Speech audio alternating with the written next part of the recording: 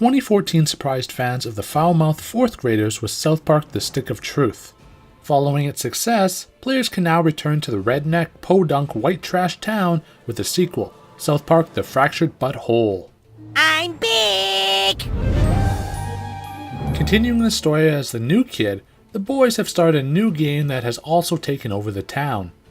Like its predecessor, creators Trey Parker and Matt Stone were heavily involved with the development of Fractured But Whole, but as enjoyable as the original may be, is South Park worth a second visit?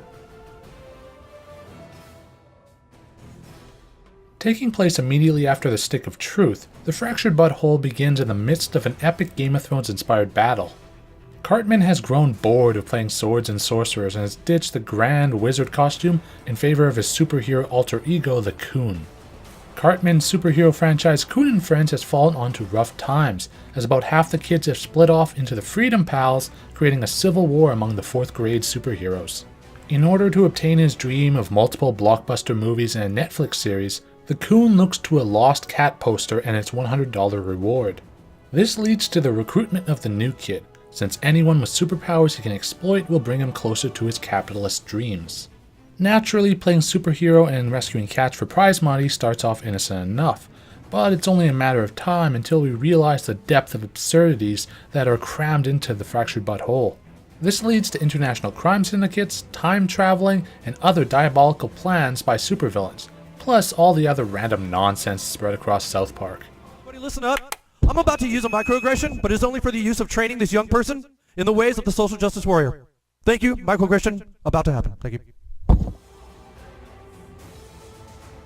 Now, as far as core gameplay elements are concerned, much of Stick of Truth can be found inside the Fractured But Whole.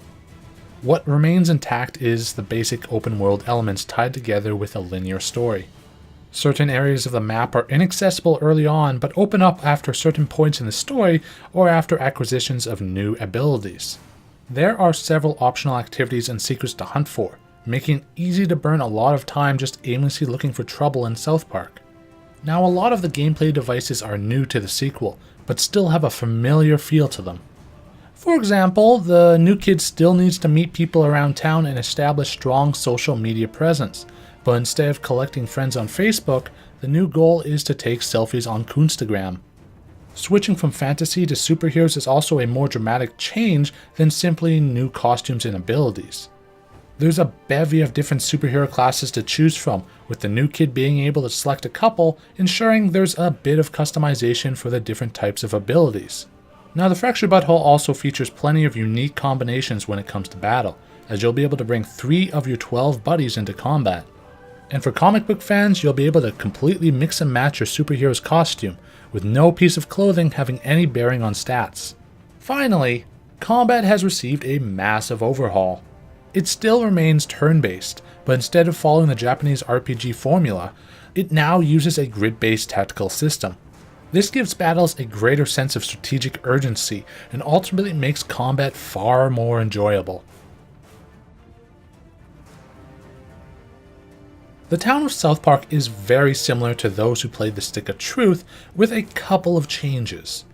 The map references the gentrification of the town that came in the more recent seasons, along with the new characters.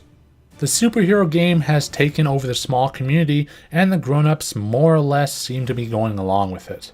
Red Lego bricks prevent egress through certain areas, and the Coon sometimes restricts where the player can go simply by saying that is the edge of the known world, but rarely does listening to Cartman have any negative consequences. The one exception would be the Rubik's Cube. When he says leave that cube alone, this is one of the rare occurrences when you should respect his authority. You hit the fucking cube?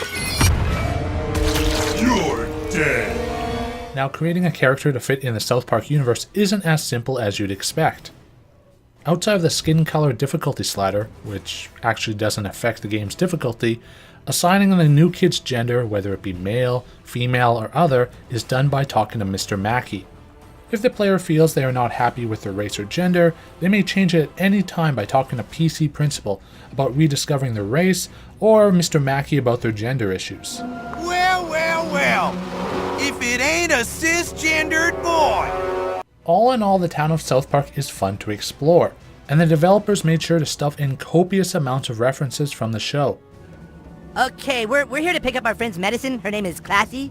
Oh, Classy. Yeah, Classy with a Y with the clit hanging off it, coming around and licking the shit out of the sea. No, it's Classy with a dick hanging off the eye that's f***ing the L out of the ASS. Oh, that Classy. The biggest appeal or deterrent to enjoying South Park The Fractured But Whole is how authentic of a South Park experience it is. This includes constant fart jokes, pooping minigames, and enough foul language to make Sam Kinison and Andrew Dice Clay blush. Something in this game will eventually offend pretty much everyone, but anyone who's followed South Park over the last 20 years would be disappointed if it didn't. Ultimately, South Park The Fractured But Whole caters to South Park fans above anything else, and one's opinion of South Park will probably be the greatest indicator of whether or not you will enjoy this game. The gameplay is solid enough where RPG fans will enjoy it, but it's also accessible enough where South Park fans who aren't hardcore gamers can get through the story and enjoy what is essentially multiple interactive episodes. The Fractured But Whole contains so much DNA from the Stick of Truth, it's an extremely safe bet that anyone who liked the first game will like this one too. As always, if you like this review, be sure to hit the like and subscribe button. Otherwise, for everything gaming related, head on over to hardcoregamer.com for your fix.